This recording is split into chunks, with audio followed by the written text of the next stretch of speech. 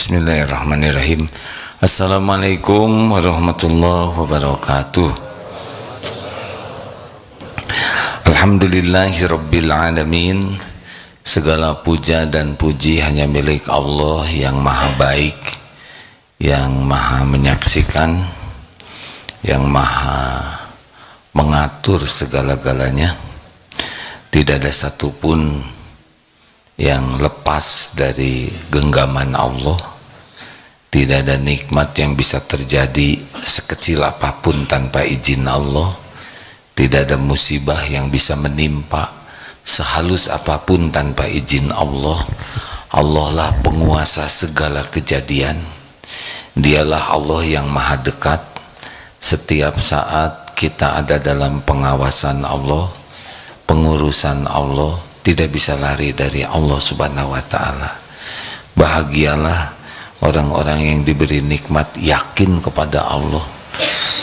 Surga di dunia ini adalah yakin kepada Allah.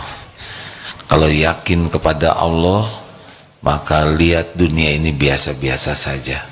Tidak ada yang mengagumkan, tidak ada yang mempesona. Dunia hanya di tangan, tidak akan di hati. Bagi orang yang yakin kepada Allah, dia tidak berharap dari makhluk, karena makhluk itu tidak bisa memberi manfaat tanpa izin Allah. Juga tidak gentar oleh makhluk, karena makhluk tidak bisa memberi mudarat tanpa izin Allah. Orang yang yakin kepada Allah, dia merasa sangat nyaman hidupnya, tentram, dimanapun, kapanpun, keadaan apapun, karena yakin bahwa Allah yang menakdirkan segala sesuatu bagi orang beriman pasti baik. Apapun yang Allah takdirkan bagi kita pasti baik. Tinggal bagaimana kita menyikapinya, jadi baik atau jadi buruk. Allahumma shalli ala Sayyidina Muhammad wa ala alihi wa ashabihi ajma'in. Rekan-rekan sekalian, tidak ada yang lebih menginginkan kita bahagia selain pencipta kita. Allah menciptakan kita, mendesain diri kita, membentuk kita, dan mengurus kita setiap saat. Allah yang membuat hardware ini, fisik, dan Allah juga yang menciptakan software kita, nafsu, amarah, keinginan, yang kita tidak mengerti kok ada di dalam ini, suka, benci, cemburu, sedih. Kita tidak bisa melihat bentuknya seperti apa. Nah, Allah menciptakan kita dan menyimpan kita di dunia ini sebagai ujian. Wa nabluukum bisyarri wal khairi fitnah. Jadi kullu nafsin dha'iqatul maut. Wa nabluukum bisyarri wal khairi fitnah wa ilaina turja'un. Surat Al-Anbiya 35. Setiap yang bernyawa pasti merasakan mati. Dan kami mengujimu. Jadi Allah menimpakan kepada kita keburukan dan kebaikan sebagai ujian.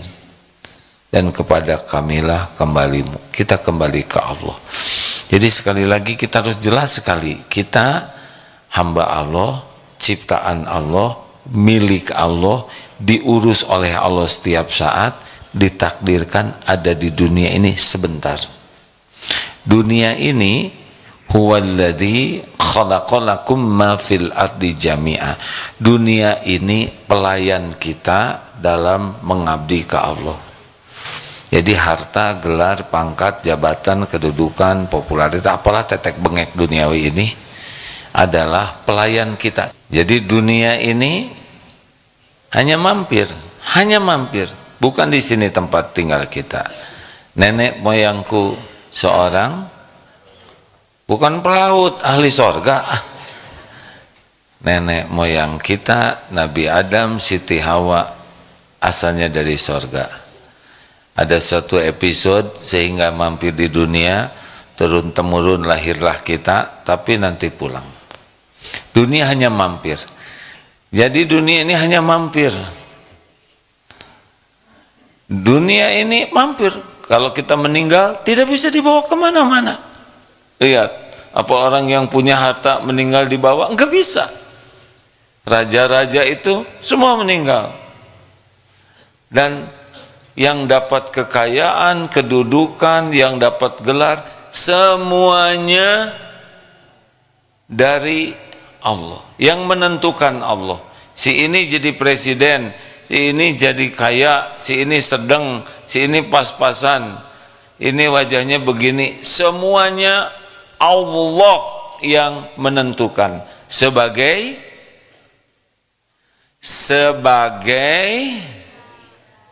ujian. Benar. Yang cakep diuji, yang pas-pasan diuji, semuanya diuji. Coba beratan mana ujiannya? Diberikan wajah cakep atau sedang atau kurang dari sedang? Beratan mana? Yang suka tepos yang mana? Tebar pesona namanya. Yang suka pamer yang seperti apa? Yang cakep. Diberi badan bagus cenderung pamer. Diberi wajah bagus cenderung nggak mau ditutupin. Bagi yang tidak lulus ujian. Yang bajunya ngetet-ngetet pasti karena badannya bagus. Dan kalau kurang pas jadi seperti lepet ya atau lemper. Maaf ya, udah nggak usah dibayangkan. Iya, berat diberikan dunia ini ujian. Mana yang lebih berat? Lulusan SMA atau lulusan S3? Ya, yang berpeluang jadi ujub yang mana? Yang berpeluang jadi sombong yang mana? Mana yang lebih berat? Jadi kopral, jadi jenderal? Yang berpeluang jadi ujub yang mana? Oh, begitulah. Jadi kita ingin kaya, ingin terkenal, artinya ingin berat itu ujiannya. Mikir, wah kalau gitu saya tidak akan sekolah, itu juga berat ya. Jadi orang bodoh lebih berat, kerjanya ditipu melulu. Kita mah terus saja sempurnakan ikhtiar. Punya keinginan, boleh, boleh. Ikhtiar maksimal. Doa optimal. Tapi dikasih terserah Allah. Enggak harus kok keinginan dunia dikasih. Masa saya udah tua masih ngontrak terus? Ya, enggak apa-apa. Banyak orang yang kalau di dunia ini mikir, aduh saya belum sukses nih, belum punya rumah. Memangnya punya rumah tanda kesuksesan? Di Swiss itu katanya 94% rakyatnya tidak punya rumah. Tuh. Karena ngontrak. Ya udah, dunia kan cuma mampir. Banyak orang mikir, saya belum punya motor, saya belum punya mobil, saya belum punya tabungan, saya belum punya aset. Mau dibawa kemana semua itu ditinggalin. Harusnya saya belum bisa bekal apa kalau saya mati. Nah itu baru cerdas. Bekal apa? Ini rumah nggak dibawa mati. Yang temannya dikubur Ahmad Jariah. Bukan rumah yang ada. Mati kita ini. Dunia mampir. Dunia sebagai ujian. Dunia hanya sementara. Dunia ini diciptakan sebagai pelayan kita. Nih mikrofon, kacamata, pelayan, betul tidak? Sorban pelayan, kursi pelayan, meja pelayan, HP pelayan, mobil, motor, semuanya melayani kita untuk mengabdi kepada Allah. Baru lulus. Tapi kebanyakan orang turun derajatnya menjadi pelayan dunia. Inilah yang membuat tidak bahagia. Jadi hamba harta, hamba jabatan, hamba penampilan, hamba gelar. Terus apa cirinya menghamba? Kata kuncinya mengilahkan sesuatu adalah kita mengagung-agungkan sesuatu sehingga terdominasi pikiran, hati, waktu, tenaga, semuanya untuk dia. Nah, dianya ini siapa? Kalau dianya ini adalah Allah, sah, dia akan bahagia. Tapi kalau terdominasi pikiran, hati, tenaga, waktu, harta hanya untuk gelar, hanya untuk pangkat, hanya untuk harta, jabatan, untuk suami, istri, penampilan, udah dia diperbudak oleh dunia, tidak akan bahagia. Padahal dunia ini akan melayani orang yang hidupnya menghamba ke Allah. Ketika kita menghamba ke Allah, Allah perintahkan dunia ini melayani kita. Tapi kalau kita menghamba ke dunia, udah kita tidak dapat apa-apa selain derita, hina, dan celaka. Terserah mau milih yang mana. Saya bacakan hadisnya ya. Rasulullah sallallahu alaihi wasallam bersabda, "Man kanatid dunya hammahu faraqallahu alaihi amroh." Barang siapa yang tujuan hidupnya duniawi saja, ya. Pokoknya itu aja duniawi, nanti lihat dari ngobrolnya. Pasti ngobrolnya itu terus. Nyari teman-temannya yang itu lagi. Duniawi aja. Man kanatid dunya hammahu faraqallahu alaihi amrohu. Allah akan mencerai-beraikan urusannya. Jadi ribet aja, ribet.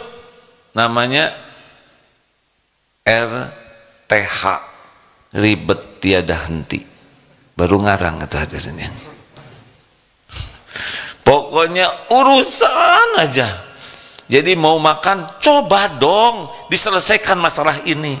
Itu mau makan, sedang makan, tanda tangan, tanda tangan. Nanti naik mobil terus sampai mau tidur juga terus aja, dia nggak menikmati apa-apa. Ingat ke yang ke depan cemas, wah gawat nih, sebentar lagi dolar makin naik, wah ini mah riweuh ya nggak. Ingat ke yang lalu, kurang ajar, dia pakai nipu kita, sakit hati. Yang sekarang capek, itu khas sekali ya. Ke depan cemas, yang lalu sedih dan kecewa, yang sekarang capek. Jadi nggak menikmati apa-apa pecinta dunia tuh, karena riweuh terus. Wa ja'ala faqrahu baina ainai. Nih dengerin, para pecinta dunia itu oleh Allah menjadikan kefakiran ada di kedua pelupuk matanya. Jadi bukan ngegayot di sini ya, tetapi dia itu selalu takut miskin, takut berkurang hartanya, takut gagal, takut usahanya rontok. Akibatnya tidak mau bayar zakat. Para pecinta dunia tidak mau bayar zakat karena takut ngurangin hartanya. Pelit dalam sedekah karena takut berkurang. Ini khas sekali pecinta dunia ya. Dia suka sekali tabungannya nambah, aset nambah, tapi yang dia keluarkan sedikit. Makin kaya biasanya makin pelit, makin tidak mau bayar zakat. Sekalinya bayar zakat dia merasa berjasa. Saya bayar zakat 3 miliar, padahal itu bukan punya dia, hak orang lain. Justru kalau dia tidak bayar, dia mencuri hak 8 asnaf itu. Para pecinta dunia tidak mau bayar zakat, kecuali zakat fitrah. Itu juga malu dibayarin pembantunya ya. Pelit, kedekut, buntut kasir, cap jahe, merek hese. Serba hitung-hitungan dengan dunia ini. Aduh, ini nggak ada bahagianya. Karena bahagia itu alladzina yunfikuna fis sarra'i wad dharra. Bahagia itu dengan berinfak dalam lapang dan sempit. Yang ketiga,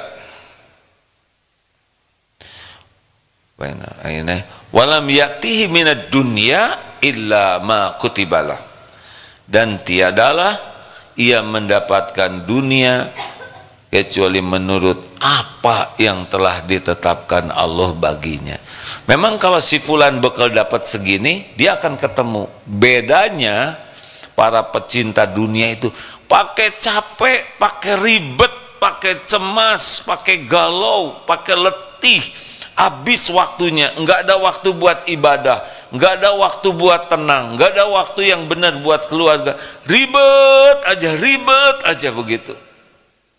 Dan selalu takut miskin, padahal yang dia dapatkan jatah dia juga, emang udah ditetapkan Allah buat dia, cuma pakai menderita, sengsara, hina, ibadahnya kacau, nggak mau ibadah tuh, dianggap time is monkey kan, ya nggak? Dia takut sholat lagi rapat, terganggu oleh sholat. Padahal para pencinta akhirat justru sholat yang bisa membuat hasil rapat jadi sempurna, optimal. Selanjutnya, lanjutkan jangan ini. Sedangkan waman kanatil akhiratu niyatahu jama'allahu lahu amroh, dan barang siapa yang niat tujuan hidupnya adalah akhirat, negeri akhirat, jadi kita mampir di dunia ini, kita berbekal untuk akhirat. Saya lakukan ini untuk bekal pulang, nah dunia bekal ditinggalin. Ini Darul Tauhid ini, saya suatu saat nggak ada nih di kursi ini, akan ada akhirnya nih Abdul Hakim Nastiar di sini. Beneran, pasti ini, bukan kira-kira. Bekal nggak ada nih Agim nih. Barang siapa yang niatnya akhirat, jama'allahu amrohu, Allah akan menghimpunkan urusannya. Jadi sama, yang tujuan dunia banyak masalah, yang tujuan akhirat juga masalah banyak. Cuma bedanya Allah membantu sehingga urusan-urusannya itu tidak mencerai-beraikan pikiran, tidak mencerai-beraikan hatinya. Enak aja, dibuat tenang hatinya itu oleh Allah. Masalah ada, tapi enggak dibuat galau. Dan seperti puzzle, datang ini, datang itu ngepas, giliran perlu ini didatangkan, perlu ahli keuangan, ada ini, perlu orang yang ngerti teknologi, diadakan, nanti Allah ngatur, teng, begitulah. Semuanya itu akan teratur, Allah yang ngatur. Hadiah bagi yang memang niatnya ingin jumpa dengan Allah. Jadi jangan takut oleh masalah, kalem. Nggak kalem juga, tetap harus dihadapi. Periksa niatnya, mau apa nih hidup ini? Kita lagi nunggu mati nih. Sama hadirin, tidak ada jaminan ini besok masih hidup. Tidak ada. Bapak usia berapa tahun, maaf Pak? Lupa ya? 30 ke atas? Kemana Pak? Kita tidak tahu nih. Saya hari ini dapat tugas berangkat ke Malaysia. Kalau ajal saya di laut menuju Malaysia, bekal naik tuh ke pesawat itu, dan pesawat itu bekal jatuh. Dan nggak mungkin saya jatuh sendirian dari pesawat, ya kan? Kalau meninggal misalkan di mana, laut apa, pakai pesawat, nanti yang bekal meninggalnya barengan saya, sama naik pesawat itu. Oh gimana kalau saya dimakan hiu? Ya terserah ya. Makanya jangan kebanyakan makan hati, hadirin. Jangan makan hiu, nanti matinya dimakan hiu, enggak ada urusan. Kalau bekal meninggal di sana, ke sana, dan bekal dicabut nyawanya pada waktu yang tepat. tepat sesuai dengan yang direncanakan Allah, kita akan datang ke tempat kita dicabut nyawa, dan kita dicabut nyawa sesuai dengan apa yang sudah dikehendaki Allah. Gak apa-apa, di mana aja, kapan aja, yang penting husnul khotimah. Nah, gak ada jaminan kita masih hidup. Di depan ini kan PDT Peduli ada yang meninggal ya, naik sepeda ya. Ada di depan kita, di depan ini udah meniat naik sepeda supaya segar, sehat, panjang umur, maut. Kenapa ya? Kok meninggal? Kok kenapa? Sudah waktunya. Nah, makanya orang-orang yang ingat akhirat itu semua diniatkan untuk mencari keridhaan Allah, mencari pahala untuk bekal akhirat. Nanti dunia diurus oleh Allah. Beneran hadirin. Terserah mau ngurus sendiri, kan ada syairnya, barang siapa Allah tujuannya, niscaya dunia akan melayaninya. Namun siapa dunia tujuannya, niscaya akan letih dan pasti sengsara, diperbudak dunia sampai akhir masa. Terusin maksudnya, astagfirullah. Udah lama sekali nggak nih? Astagfirullah minal khotoya. Dah, terusin. Nafsu. Barang siapa yang negeri akhirat, maka Allah akan mengumpulkan urusannya. Entah gimana, beres-beres we, walaupun banyak masalah ya. Waja'ala ghinahu fi qalbi, dan Allah menjadikan ghina fi qalbi, hatinya tuh kaya, enggak ngarep-ngarep dari siapapun selain dari Allah, tidak takut miskin, puas dengan apa yang Allah berikan, tidak diperbudak keinginan. Boleh punya keinginan? Boleh dong, kalau inginnya ingin yang disukai Allah, tapi tidak diperbudak keinginan. Ketemu hayu enggak apa-apa, belum tentu yang kita inginkan baik, benar? Enak ghina fi qalbi, enggak ada beratnya. Zakat bayar, lebihkan, bisa ada yang kelewat hitungannya. Sedekah seperti angin Rasulullah tuh, enggak ada hitung-hitungan. Rasulullah SAW kalau ngebagikan emas enggak pernah dilihat dulu kayak sayang yang ini, enggak, gerawuk kasih saja, enggak pakai mikir, bagikan. Kalau ada kambing selembah, ambil, bagikan. Orang yang akhirat tujuannya enggak ada lengketnya dunia ini di hati. Dan yang terakhir, ciri akhirat tujuannya adalah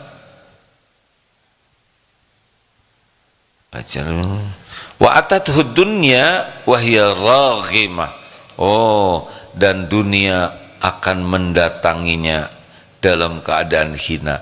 Nah, si dunia ini dia merunduk-runduk melayani kita.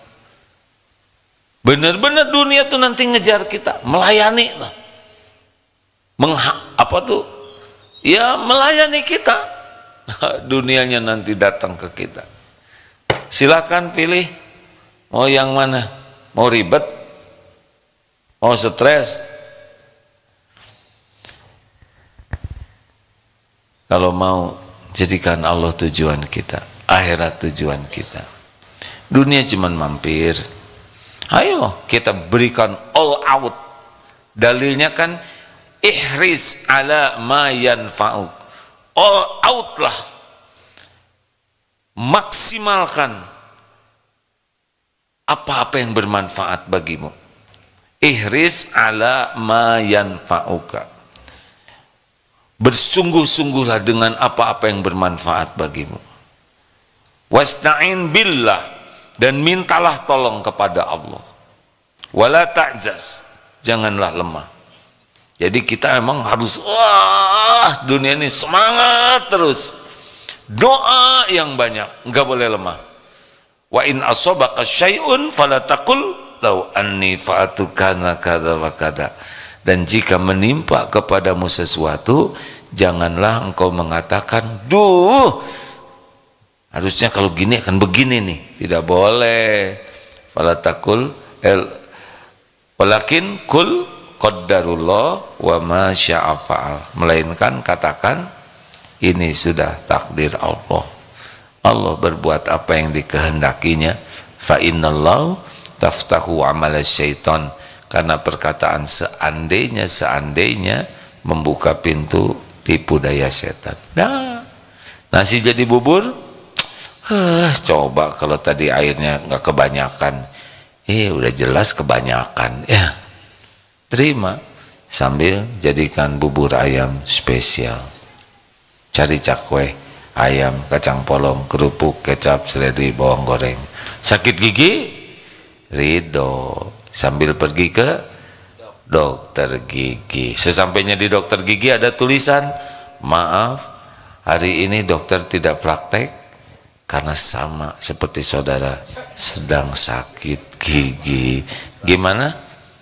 Nggak boleh mengatakan, tahu begini saya nggak akan pergi. Bagaimana nggak pergi? Udah nyampe. Jadi gimana? Ya tinggal balik lagi aja, cari dokter gigi yang sedang tidak sakit gigi. Ya gini aja hidup mah, sambil nunggu mati terus aja. Berbagai kejadian jalani aja sebagai ladang amal. Kadang dipuji, nanti besok bagian dicaci. Ini bagian mudah diuji, nanti bagian susah, nanti bagian dikasih, nanti bagian diambil. Ya udah nggak apa-apa. Giliran sehat, nanti sakit. Dah gitu. Nggak ada yang aneh, hidup cuman gini-gini aja.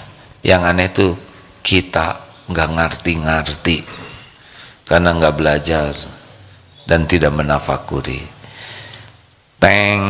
Demikianlah hadirin sekalian. Bapak mau tanya? Boleh Pak, silakan.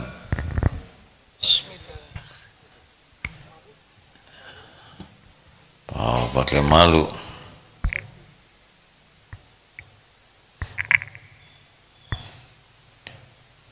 Ini gimana dibacakan? Jangan. Kalau malu nanti saya bacakan membuat seseorang malu, ya enggak? Bagaimana cara mendapatkan jodoh? Setiap perjodohan itu yang berkuasa hanya Allah. Jodoh itu wa min ayatihi, di antara tanda-tanda kebesaran Allah. Jadi memang jodoh itu banyak misterinya. Sudah kenal lama, nggak jadi. Ada yang baru ketemu terus jadi. Di sini jodohnya di benua yang lain. Itu rahasia Allah. Jadi bagaimana nih kalau ingin nikah? Ya minta sama pemilik semua takdir.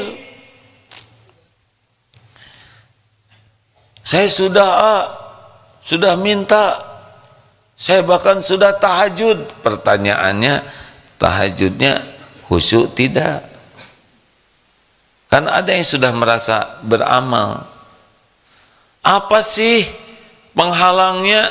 Ini beda-beda tiap orang ya. Yang paling kuat nanti sesudah doa adalah tobat. Surat Nuh ayat 10-11. Kalau ingin dipercepat jodohnya, banyak air mata, tobat. Tapi kita tidak boleh melihat yang belum punya jodoh, berarti belum tobat. Suudon. Terserah Allah, Allah punya rencana sendiri. Ya, kalau sudah ikhtiar, sudah doa, sudah berusaha memperbaiki diri, toh Allah belum memberikan juga. Bukan masalah umur, bukan masalah wajah, bukan masalah finansial. Enggak, jodoh tuh terserah Allah saja. Kalau yang cakep-cakep yang dapat jodoh, terus gimana kita, ya kan? Terserah Allah. Ada yang lumpuh dapat jodoh, ada yang ganteng susah. Jadi benar-benar rahasia Allah. Jadi gimana dong? Cobalah perbanyak sholat, perbanyak tobat, perbanyak jaga diri, perbanyak ibadah, perbanyak nolong orang, perbanyak berbuat kebaikan. Selebihnya terserah Allah. Nggak dikasih di dunia ini, nanti di sorga ketemu. Oh, di sorga masih lama dong, masalahnya ke sorga enggak, itu dia yang nggak bisa dipaksa. Ya baik, pertanyaan Mim. Izin dari media sosial ada yang bertanya. Assalamualaikum bagaimana cara mengingatkan orang yang suka mengulur-ngulur waktu sholat subuh dan lebih memilih tidur Oh, mungkin beliau ingin tidur selamanya atau gimana? Orang memilih tidur karena belum takut kepada Allah. Sholat itu salah satu kunci utama pembuka pertolongan Allah. Wasta'inu bis-sabri was-shalah. Sholat itu, kalau sholat kita baik, maka Allah memperbaiki urusan kita. Kalau tidur terus melambat-lambatkan, ya dia harus siap menghadapi, karena setiap kelalaian pasti berbuah musibah, nanti berbagai musibah. Tidak ada satupun dosa dan maksiat kecuali bekal balik kepada kita. Beneran. Jadi jangan anggap remeh. Monyet lu, sekali nyebut monyet itu Allah pasti dengar, malaikat mencatat dan bekal kembali kepada dirinya dalam berbagai bentuk nanti. Apakah ketimpa bata bibirnya? Ya. Oh iya, tidak ada yang tidak ada balasannya kecuali segera tobat. Jadi tadi pertanyaannya apa, Pip? Ini mengulur waktu sholat subuh. Gimana dibangunkannya? Beberapa teknik ya. Usianya berapa ini? Kurang tahu Oh, karena tekniknya disesuaikan usia. Sekarang misalkan katanya ada yang pakai ember aja. Nah ini kan mertua, ya gimana? Penyebabnya memang kurang iman.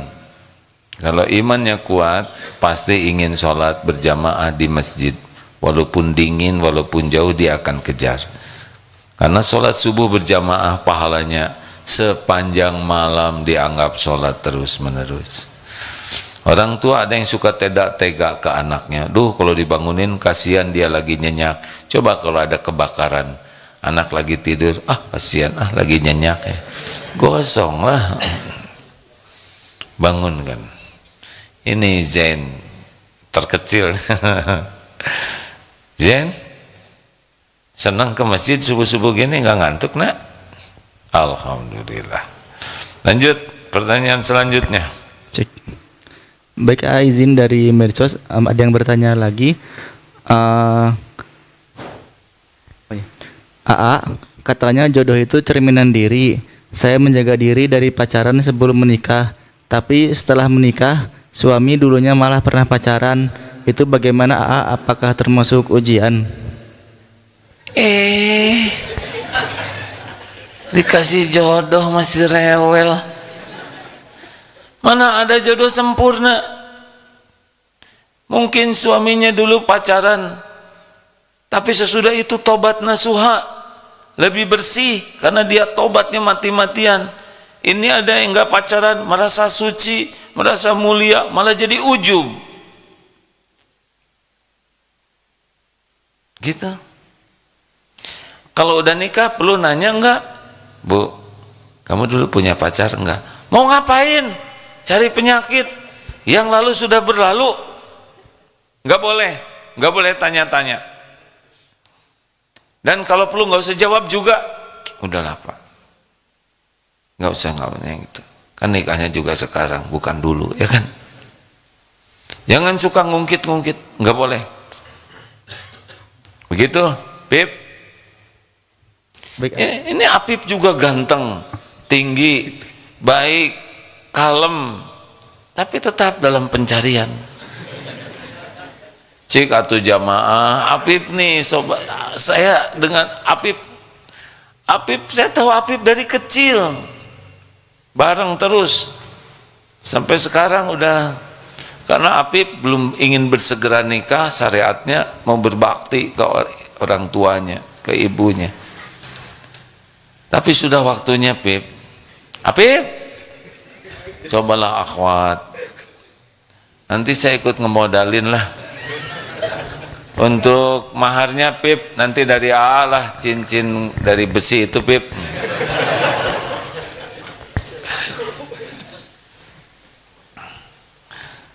Terakhir, Pip.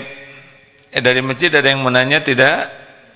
Ya, satu dari masjid ya. Oh, di Malaysia ada 2 acara. Yang pertamanya di JCC, yang di JCC-nya ada nggak? Ada seperti apa? Itu center.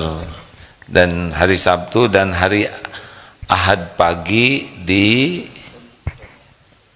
Masjid Sayyidina Hamzah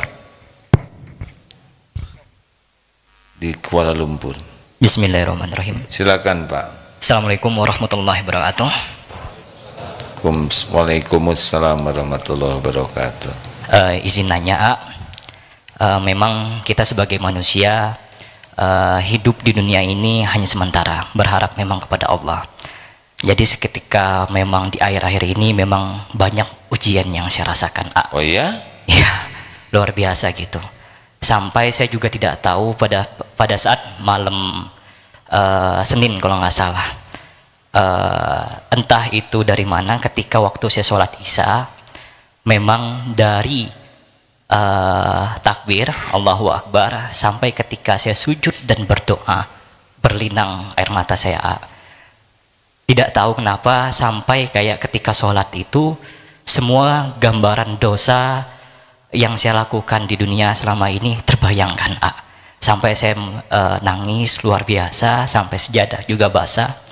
Yang menjadi pertanyaan saya, ketika saya melakukan sholat tersebut, berlinang air mata, apakah sah sholat tersebut? Karena memang ketika pada saya selama saya seumur hidup sholat, merasakan ketika nangis sholat dan tenang luar biasa, Ustaz. Baru kali itu aja ya? Iya, benar. Baik, sah tidaknya sholat itu tergantung waktu nangisnya seperti apa. Kalau pas nangis, ya Allah, jadi nggak puguh gerakannya, lagi sholat, ini nggak jelas juga. Kalau tetap dalam keadaan rukun-rukun sholat terpenuhi, ya sah. Dan itu mahal. Tetapi sedihnya itu ada macam-macam. Ada yang sedih ingat hutang, yang itu juga sedih. Tapi kalau sedih ingat kekuasaan Allah, ingat dosa kepada Allah, sepanjang tetap terjaga rukun sholatnya, semoga itu nikmat dari Allah. Begitulah. Terima kasih, ya. Satu pertanyaan lagi, ya, boleh? Ya, boleh. Saya tidak mau melukai hati orang. Satu pertanyaan lagi, ya. Memang jodoh kan cerminan kita. Tapi ketika kita... Kan cerminan kita, ya. Iya. Masing-masing maksudnya, iya. Bolehkah ketika kita sholat, kita menyebutkan nama seseorang, tapi niatnya memang karena lillah ta'ala, ya ini, boleh nggak?